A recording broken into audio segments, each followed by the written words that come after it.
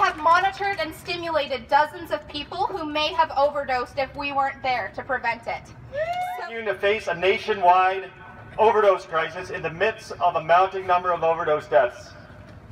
And in our nation's capital, while a small handful of municipal leaders are trying to prevent a group of volunteers who have done more to prevent overdoses in the last 35 days than they have done in their entire career.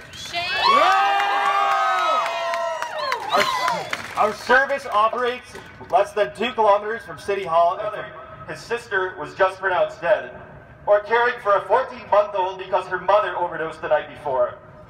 Instead of listening to those of us on the ground responding to this crisis as best as we can, Fleury and his friends condemn our attempts to respond. Instead of responding with praise to our tired and exhausted volunteers or visiting our space, they tell us to shut down. Shame! Shame! Instead of sending condolences to the families and friends who are dying of overdose, he calls our service illegal. Shame! Instead of visiting our site and understanding the issue better, they choose to be the first city in Canada to close an overdose prevention site. Shame! This young woman is someone's daughter.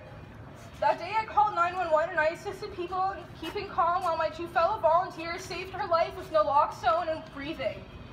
This was truly the most heroic thing that I've ever had the opportunity to witness, and to know that we saved someone's life is the most valuable thing I can imagine. Had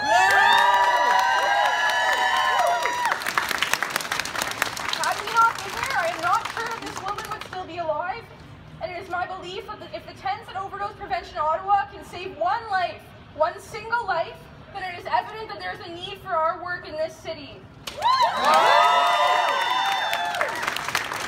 On Tuesday afternoon, the first day of the safe injection site in Ottawa, 1.5 hours into their service operating, there was an overdose at the shops 2 blocks away.